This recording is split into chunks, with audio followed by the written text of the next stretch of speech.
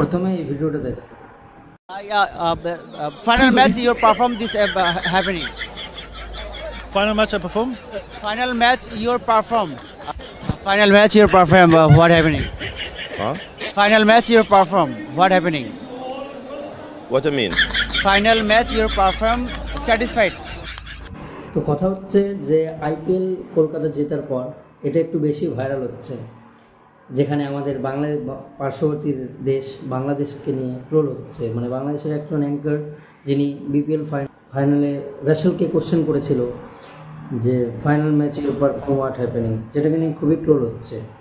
তো বিষয় হচ্ছে ভাই, এটা নিয়ে মানে অনেকেই বাংলাদেশেরা আমাদের ইন্ডিয়ানরা একটু ট্রোল করছে। তো বাংলাদেশিরা অনেক কথাই বলতেছে যে এইভাবে কেন করছো, এইভাবে করা উচিত না। একটা দেশে একটা মানুষের হয়তো নাই পারতে পারে, বাংলা ভাষার দেশ, ইংরেজি নাই পারতে পারে, এটা নিয়ে এত ট্রোল করার কোনো মানে হয় না। তো ভাই আমি শুধু এটাই বলতে চাই যে একটা ন্যাশনাল লিগ, বিপিএল বাংলাদেশের ন্যাশনাল লিগে একজন বিদেশি প্লেয়ার যে বাংলা তো পারে না, স্বাভাবিক ব্যাপার, বাংলা পারে না, সেটাকে তোমরা ইংরেজি যে পারে তাকেই তো করতে হবে না। কারণ তোমরা গেছো মানে এমন অ্যাঙ্কারকে পাঠিয়েছো যে মানে ইংরেজি জানে না।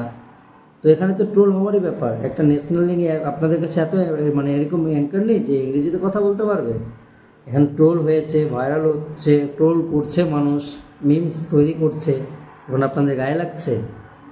আপনারাও তো করেছিলেন ইন্ডিয়া অস্ট্রেলিয়ার ফাইনাল ম্যাচে, অস্ট্রেলিয়া হেরে যাওয়ার পর।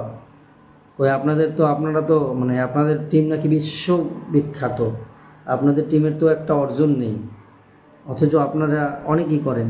কই আমেরিকার মতো একটা ছোট্ট দল যার ক্রিকেটের কোনো নেই, অন্যান্য দেশের প্লেয়ারদের নিয়ে টিম বানিয়েছে, সেই আমেরিকার দলটা তো আপনাদের চাঁচাছোলা করে দিল, সিরিজ হারিয়ে দিল। সিরিজ ভাবার বিষয়। তো আগে ওইসব জেতেন, তারপর ইন্ডিয়ার হারে খুশি করেন। আর এখানে ট্রোল হচ্ছে, ট্রোল হওয়ার কাজ করেছেন, ট্রোল হচ্ছেন। আগেও যদি এরকম করবেন তো আবার হবে। চলেন, ভালো থাকেন, খুশি থাকেন।